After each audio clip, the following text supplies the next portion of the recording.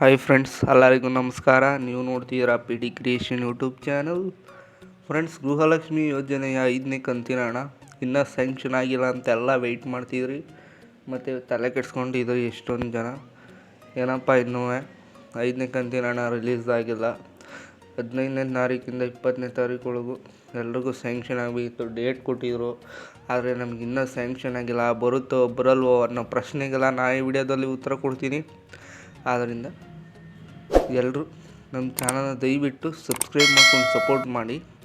ಹಾಗೆಯೇ ವೀಡಿಯೋನ ಸ್ಟಾರ್ಟಿಂಗಿಂದ ಎಂಡಿಂದ ಸ್ಕಿಪ್ ಮಾಡಿದೆ ಕೊನೆ ತನಕ ನೋಡೋಕ್ಕೆ ಟ್ರೈ ಮಾಡಿ ಫ್ರೆಂಡ್ಸ್. ಗೃಹಲಕ್ಷ್ಮಿ ಯೋಜನೆಯ 4ನೇ ಕಂತುಗಳು ಎಲ್ರಿಗೂ ಸ್ಯಾಂಕ್ಷನ್ ಆಗಿದ್ವು.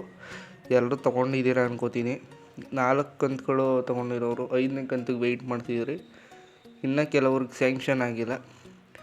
5ನೇ ಕಂತಿನ ಹಣ ಯಾವಾಗ ಸ್ಯಾಂಕ್ಷನ್ ಆಗಿದೆ ಅಂದರೆ ನಿನ್ನೆ ಸ್ಯಾಂಕ್ಷನ್ ಆಗಿದೆ ಫ್ರೆಂಡ್ಸ್. ನಾನು ನಿಮಗೆ ಪ್ರೂಫ್ ತೋರಿಸ್ತೀನಿ, ನೀವು ನೋಡ್ತಾ ಇರ್ಬೋದು ಸ್ಕ್ರೀನಲ್ಲಿ.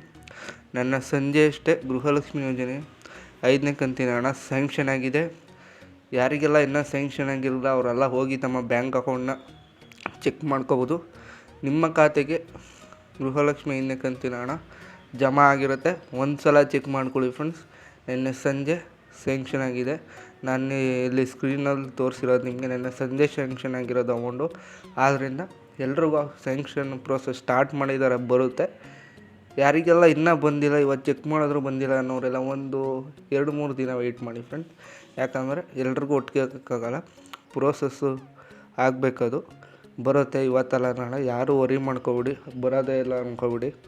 ಬರುತ್ತೆ, ಆದರೆ 1-2 ದಿನ ನೀವು ವೆಯ್ಟ್ ಮಾಡಬೇಕಾಗತ್ತೆ. ಇದೇ ಥರ ನೋಟಿಫಿಕೇಷನ್ಗೆ ನಮ್ಮ ಚಾನಲ್ನ ದಯವಿಟ್ಟು ಸಬ್ಸ್ಕ್ರೈಬ್ ಮಾಡ್ಕೊಂಡು ಸಪೋರ್ಟ್ ಮಾಡಿ.